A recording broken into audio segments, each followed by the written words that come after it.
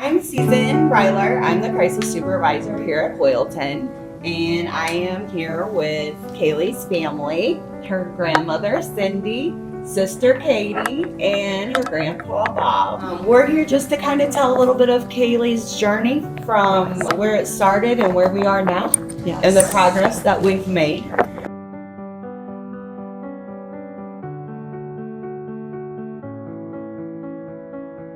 I got the call at the hospital, and I remember it was the middle of the night, and I read the call, and it said that she had drank a bunch of liquor. So I arrived at the hospital. We had some barriers, the hospital called DCFS, because Kaylee's 11, and then, having the alcohol in her system. So that was stressful for grandma. So she needed support. So I was able to sit there and support her through that. Let her know that this is just typical of how DCFS works. There's nothing to be fearful of, and we're here to advocate for the family and for Kaylee to get help.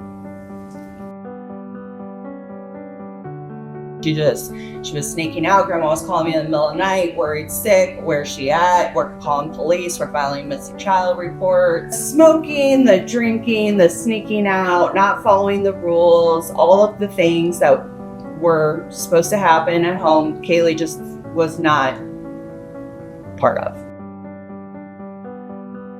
We built just a really quick connection, her and I, where she was able to open up and just be honest with me. Her and I kind of built this relationship where I told her, this is on trust and honesty.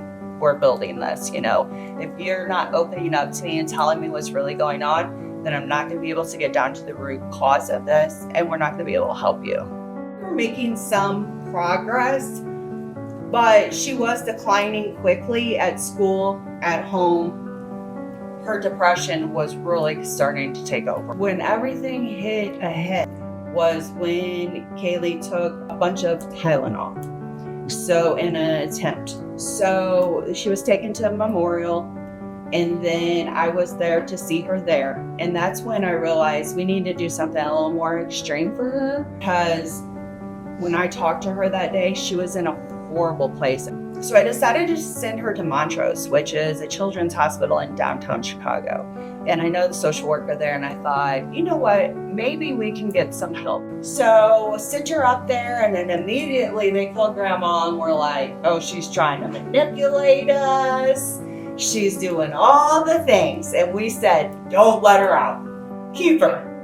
Told them about, give them heads up about her manipulate. She knows how to work the system, and nobody believed us. No, until they were in it. So then realizing that the behaviors were still there, the manipulation, the lying, you can't come back home.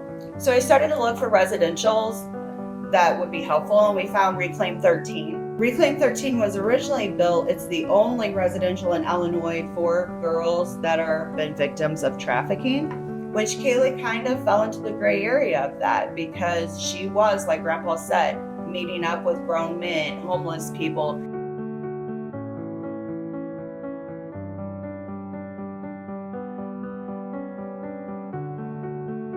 I went ahead and called the residential. They said they wanted to come meet Kaylee, so I met them at the hospital there. They interviewed her. She was really unwilling. But I talked to her and I said, something drastic has to change. We've put everything into place and nothing's changing. So something drastic has to happen here. So she agreed that she would go to Reclaim 13 and give it a try. As a grandparent raising a grandkid, if we didn't have her, we wouldn't be able to get anywhere. Because our approach is old school, and these kids just do not respond to that.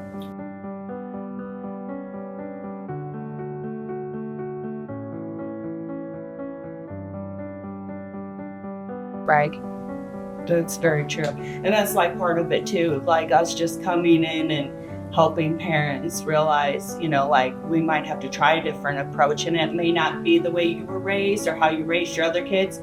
And sometimes I tell parents too, like each kid's different, like even the girls are different, what you totally have. Different. What Kaylee needs is different than what Katie needs. They just recently went on a visit to Chicago to see her. Oh, good. Sent me How was some that? How's she pictures. doing? When she left, she was like losing some weight. I tell you what, she's got color in her face. She's got, I mean, she's Beautiful. it's a whole different person.